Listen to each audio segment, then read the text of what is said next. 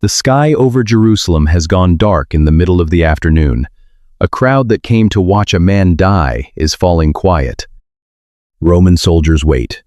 And after 6 hours of agony on a cross, the man lifts his voice one last time and says a single word, not a plea, not a curse, but something that sounds impossibly like a man announcing that he has won. And almost everyone who reads that word hears the wrong thing. They hear a whisper, the last defeated breath of someone whose plans have collapsed. It is finished, as in I am finished. It's over. There is nothing left. That is nearly the exact opposite of what he said. Because in the original Greek, the word Jesus spoke is not the sigh of a life ending. It is the shout of a job completed. Not, I am finished. It has been accomplished, carried all the way to its intended end, and it stays that way, done, forever. One word held all of that. A single word that generations of preachers have wrapped in a beautiful story about ancient receipts, stamped, paid in full, a story that turns out to be shakier than you have been told, and yet points to something even sturdier underneath. That word is Tetelestai.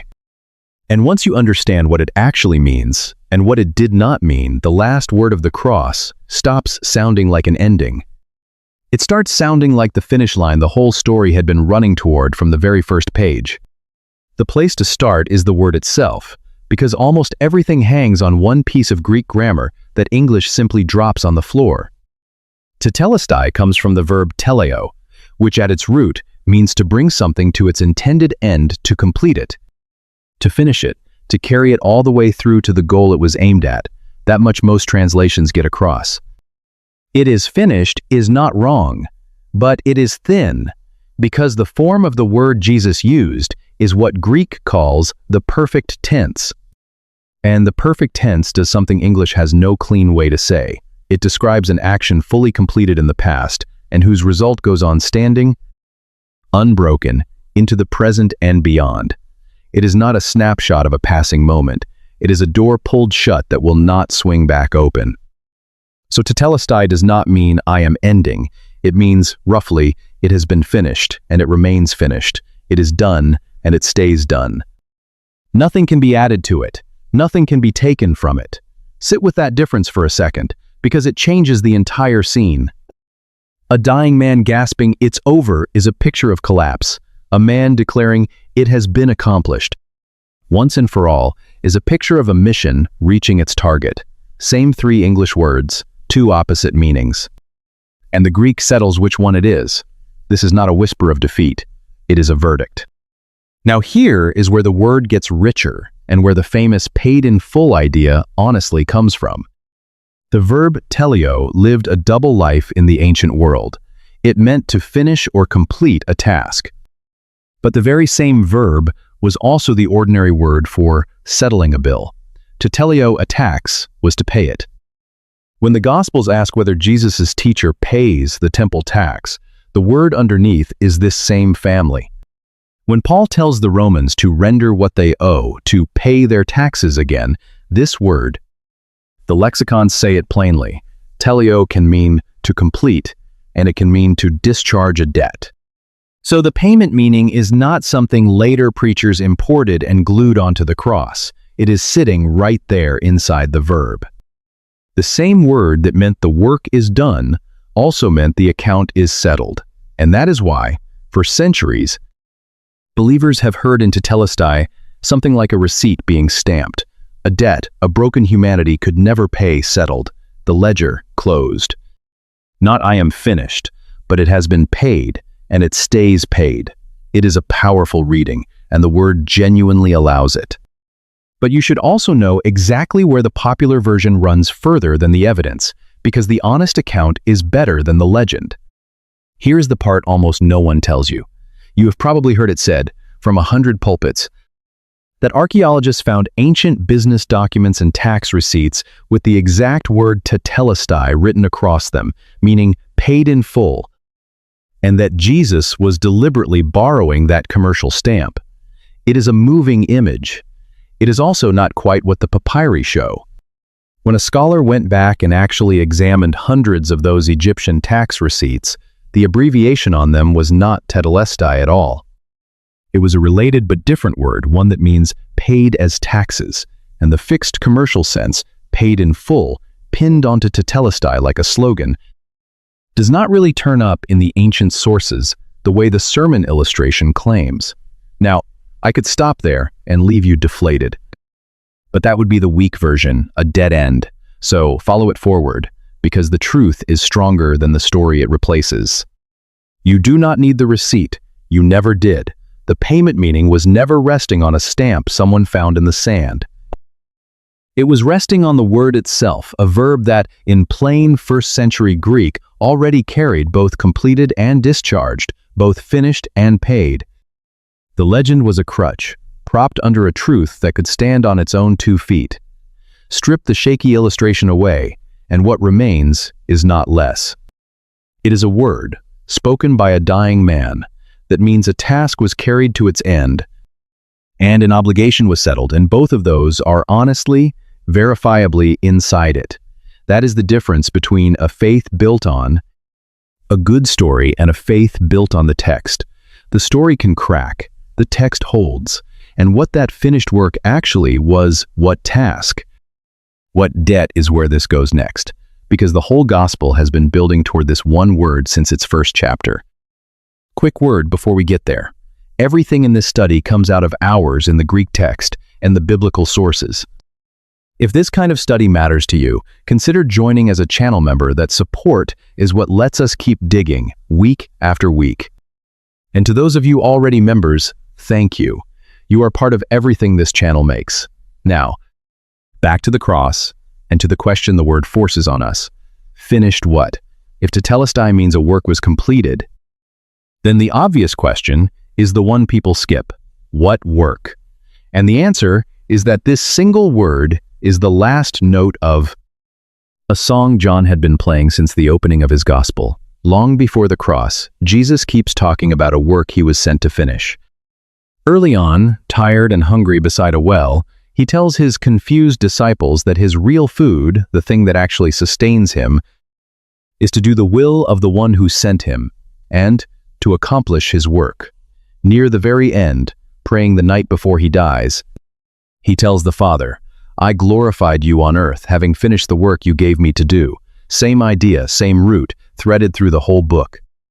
So when the word finally lands on the cross, it is not a random cry of pain. It is the closing of a loop that has been open for 21 chapters. The work he said he came to finish, he finishes it out loud, on purpose. And John frames the moment with a detail his first readers could not have missed. This is happening at Passover. The lambs are being prepared. And John points, almost insistently, at the fact that not one of Jesus' bones was broken on that cross, the very rule that governed the Passover lamb.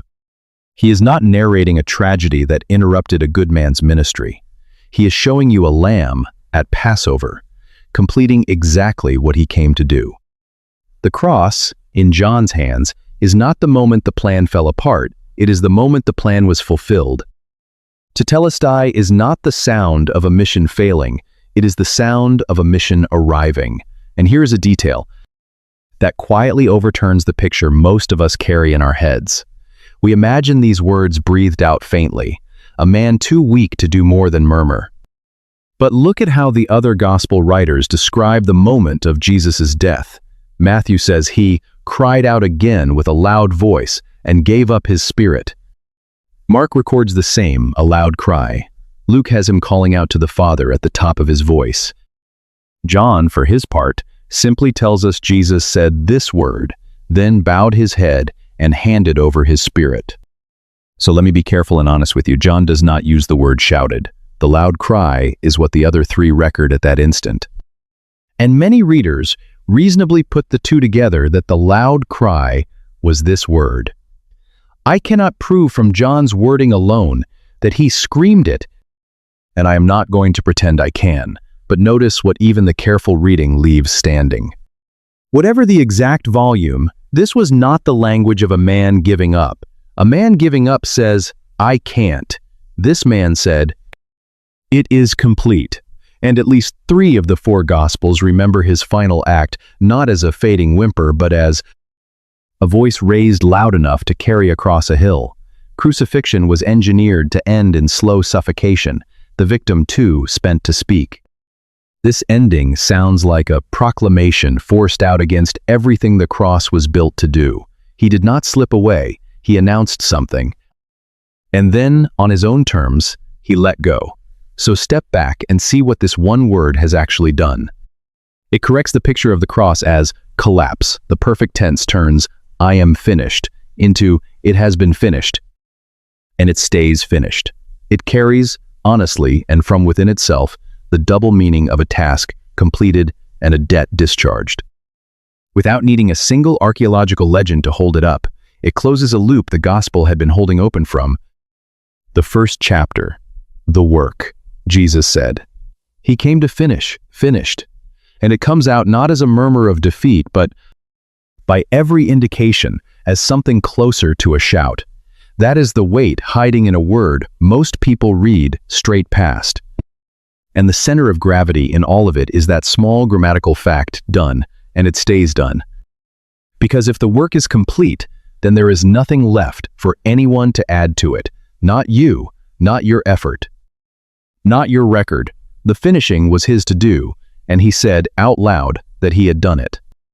And that lands somewhere very personal, if you let it, because most of us are living with the exact opposite of Tetelestai. We are living with a word that never quite gets said, the project that is never finished enough, the version of yourself that is never good enough yet.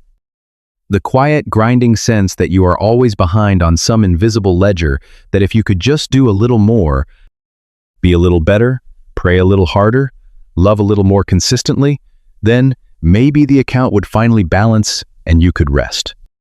You know that treadmill, the striving that never reaches a finish line because the finish line keeps moving. And underneath it, the deep suspicion that the debt is yours to carry, and you are not carrying it fast enough. Tetelestai speaks straight into that. Not to tell you your effort does not matter, and not to promise your circumstances will suddenly resolve. I will not hand you that, because the word does not. What it says is quieter, and in the end, far heavier. The thing you have been straining to complete, the payment you have been trying to make on a debt too large to lift, was lifted by someone else, and he announced it done.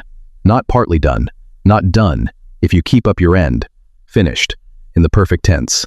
Completed and standing complete.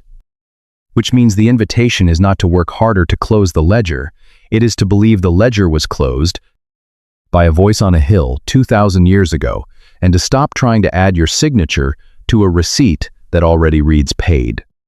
You are not finishing this. You are being invited to rest in the one who said he already did. The most exhausting way to live is as if it were all still up to you. And the single most freeing word in the New Testament might be the one that says it isn't. One word, not the whisper of a dying man, but the perfect tense verdict of a finished work done and staying done, a verb that already held both completed and paid, needing no legend to prove it. The last note of a song the whole gospel had been singing, a Passover lamb, not one bone broken, arriving exactly where he was sent. And a voice, raised on a dark hill, announcing that the thing was accomplished. Tetelestai, it is finished, and it stays finished. If this study opened something for you, subscribe and leave a comment, even one word. Share it with someone who is worn out from trying to finish something that was never theirs to finish. Pray for us as we keep digging into these texts. And may the God who said, "It is finished," quiet the part of you that is still trying to earn what has already been given, and let you rest in a work that was completed without you and offered to you anyway. God bless you.